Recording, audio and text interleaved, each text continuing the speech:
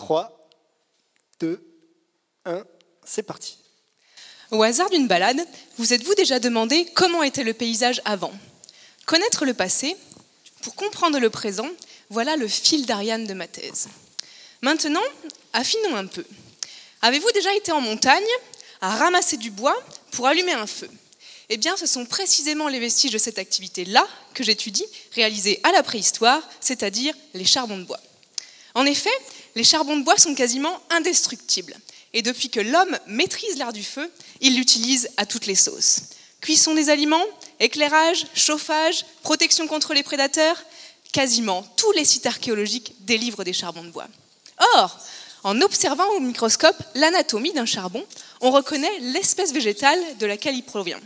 Et, en multipliant cette opération sur des milliers de charbons répartis sur les différentes périodes d'occupation d'un site, on obtient la liste des espèces qui occupaient les alentours.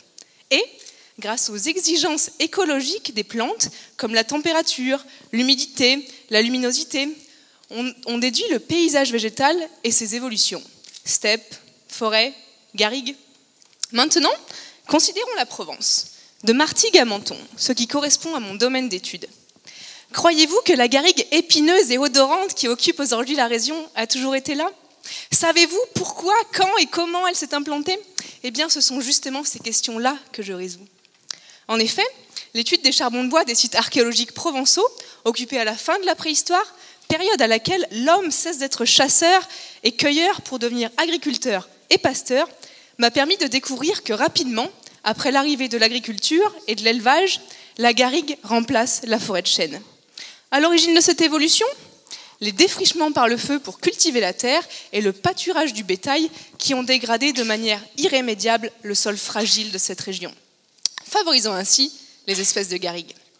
Cependant, au-delà de cette information, la rapidité du passage d'une forêt de chêne majestueux à une garrigue basse mais diversifiée nous permet de savoir l'importance de l'agriculture et de l'élevage dans l'économie de ces groupes, ainsi que la fréquence et la durée d'occupation des campements, ce qui représente des précisions inédites sur la vie de ces groupes qui occupaient notre région avant l'invention de l'écriture.